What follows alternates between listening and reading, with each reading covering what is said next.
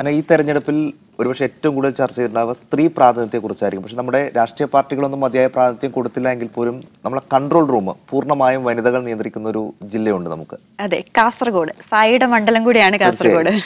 കാസർഗോഡ് മണ്ഡലത്തിലെ ഒരു തെരഞ്ഞെടുപ്പ് കൺട്രോൾ റൂം പ്രവർത്തിക്കുന്നത് സ്ത്രീകളെ കൊണ്ട് മാത്രമാണ്.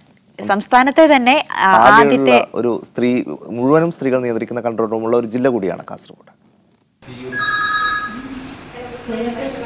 ഇങ്ങനെ നിരവധി കാര്യങ്ങൾക്ക് ദിനേന കുറേ പേർ ഫോണിലൂടെയും നേരിട്ടും ഈ ഓഫീസിനെ സമീപിക്കുന്നു.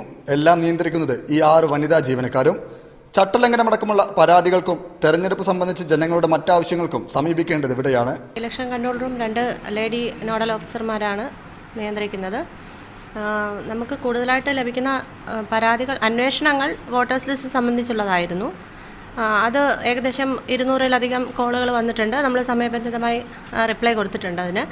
പിന്നെ വരുന്നത് MCC വയലേഷനാണ്, പെരുമാറ്റച്ചട്ട ലംഘനം. അതിൽ CVGIL എന്ന് പറയുന്ന ആപ്പിലാണ് പരാതികൾ വരാറുള്ളത്. അതിവിടുന്ന് നമ്മൾ സ്ക്വാഡിന് കൈമാറുകയും അവർ 100 മിനിറ്റിനുള്ളിൽ ഈ പരാതികൾ ഡ്രോപ്പാക്കുകയും ചെയ്യുന്നുണ്ട്. ചട്ടലംഘന പരാതിയിൽ പെട്ടെന്ന് തന്നെ നടപടിയുണ്ടാകുമെന്നും ഇതുവരെ ലഭിച്ച പരാതികളിൽ നടപടിയെടുത്തെന്നും ഇവർ പറയുന്നു. സമയബന്ധിതമായി നമ്മൾ ഇതുവരെ കിട്ടിയിട്ടുള്ള എല്ലാ പരാതികളും തീർപ്പാക്കിയിട്ടുണ്ട്. നേരിട്ടും വരാറുണ്ട്. 6-7 പരാതികൾ കിട്ടിയിട്ടുണ്ട്. ഇതെല്ലാം നമ്മൾ പരിഹരിച്ചിട്ടുണ്ട്. നാളിതുവരെയുള്ളത് എല്ലാത്തിലും നടപടിയെടുത്തിട്ടുണ്ട്. പൂർണ്ണമായും വനിതാ നിയന്ത്രണത്തിലുള്ള കേരളത്തിലെ തന്നെ ഏക തെരഞ്ഞെടുപ്പ് കൺട്രോൾ റൂമാണിത്. ദിനേന നിരവധി പരാതികൾക്കാണ് ഈ വനിതാ സംഘം പരിഹാരം കാണുന്നത്.